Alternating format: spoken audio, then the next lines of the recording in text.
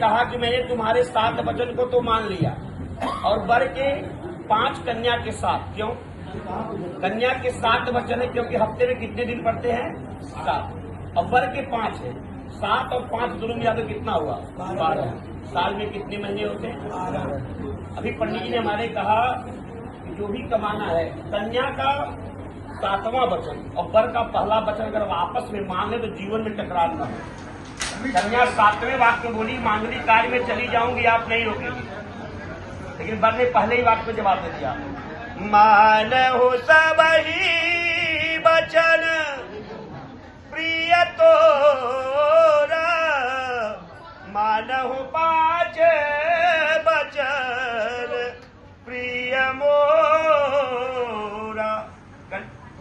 जो है वर प्रथम वाक्य में कह रहा है, नृत्यवाद उत सब जहाँ होई, अभिनुवादेश गमन नहीं होई।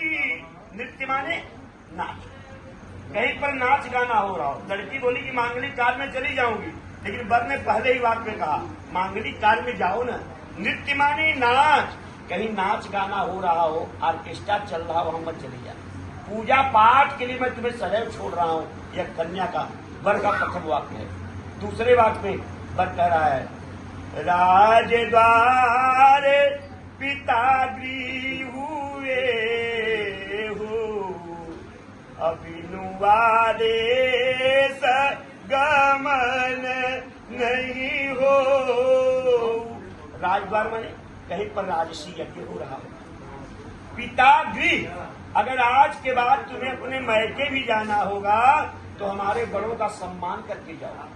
ऐसा न हो कि हमारे माता पिता से कुछ कहा सुनी हो गई, तत्काल फोन घुमाई, भाई साहब आए घर में, पैकिंग हुई, निकल गई। और कहीं पति रास्ते में मिल गया, पूछा कहाँ जा रही हो? बोलो मैं मैके चली जाऊंगी, तुम देख दी। ये सब नहीं चलने वाला है। आज के बाद तुम्हें मैके भी जाना होगा तो बड़ों का सम्मान करके जाओगी। या वर का दूसरा वाक्य, तीसरे वाक्य में वर कह रहा है, दूर देश गमने जब जाई, सत्यवती तुम रूप बनाई। दूर देश, जब मैं कमाने के लिए परदेश चला जाऊं, तुम्हें घर में कैसे रहना होगा? सादा जीवन, उच्च विचार। सौंदर्य प्रसाधन की जितनी भी सामग्रियां हैं उनसे मुख मोड़ लेना होगा। जब मैं घर पे रहूं, क्रीड़ा आमोद प्रमोद इसी पराये मर्द से हंसी मजाक सब करूं, लेकिन जब मैं घर पे न रहूं इन सब चीजों से वंचित रहूं। यह वर का तीसरा वाक्य। चौथे वाक्य में वर कह रहा है, मामा भी परे तो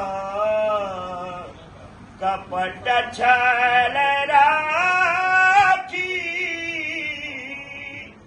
ब्राह्मण बंधु अग्नि सब साक्षी, ब्राह्मण मम चित्तम तव चित्तम वाचा वाचम। तुम्हारा चित्त कैसा हो, मेरे चित्त के अनुकूल हो। मैं क्या कहने वाला हूं इसके पहले समझ जाओ। माता जी गंगा पार कर रही थी, केवट की के लिए कुछ नहीं था, लेकिन भगवान नहीं दे पाए, लेकिन तत्काल समझ गई माता।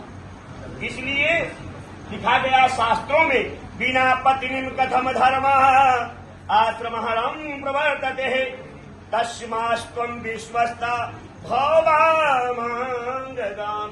बिना पत्नी के गृहस्थ आश्रम का पालन नहीं हो सकता।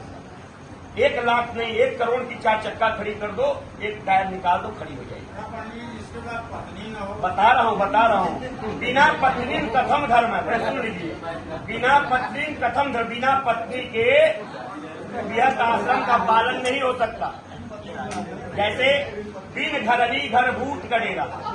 भैया, जिस घर में नारी नहीं होती ना, वहाँ पर भूत प्रेत निवास करते हैं।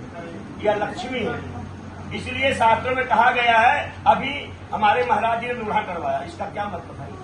लोढ़ा का तात्पर्य है, वर ने कहा प्रिय मेरे साथ मेरे घर चलो, तुम्हारे जीवन में बड़ा से बड़ा संकट आएगा, मैं उसको काटते हुए लोढ़ा काट के प्रमाण दे, पहाड़ की तरह काटते हुए रक्षा करूंगा।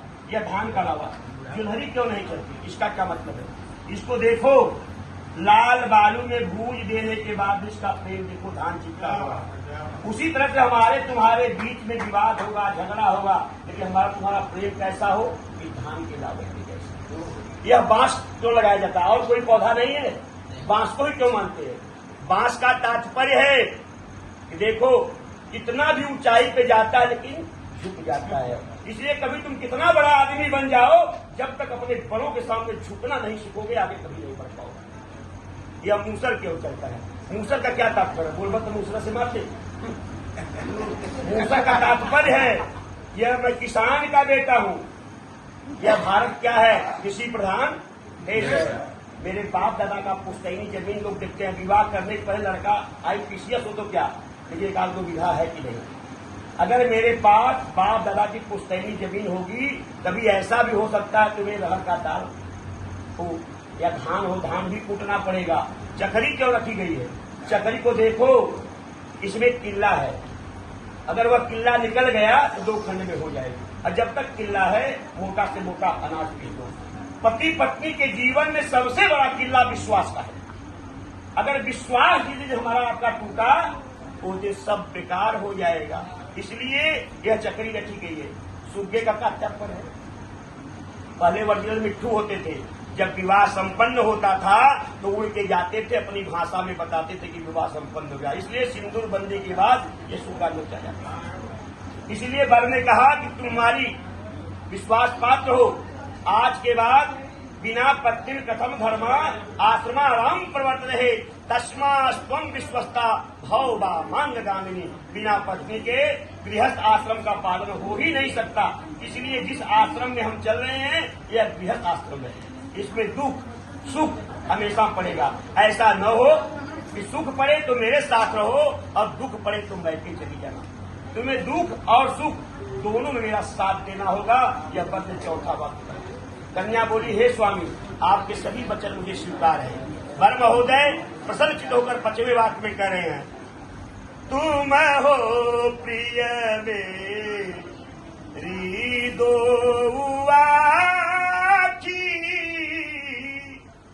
सत्य कहूं शंकर है साक्षी, सत्य कहूं।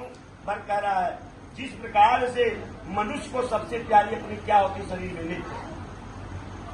आज से मेरी प्राण प्यारी हो गई, मेरे दोनों पुतरी के समान हो गई। मैं काशी विश्वनाथ, मार्कंडे महादेव, गोमतेश्वर महादेव, अनाथों के नाथ त्रिलोचन नाथ को साक्षी मान के वर कहता है, माँ कालिका माता को साक्षी मान के वर कहता है कि आज से मैं तुम्हें अपना अर्धांगिनी स्वीकार करता हूँ। बोले बाबा विश्वनाथ की जय।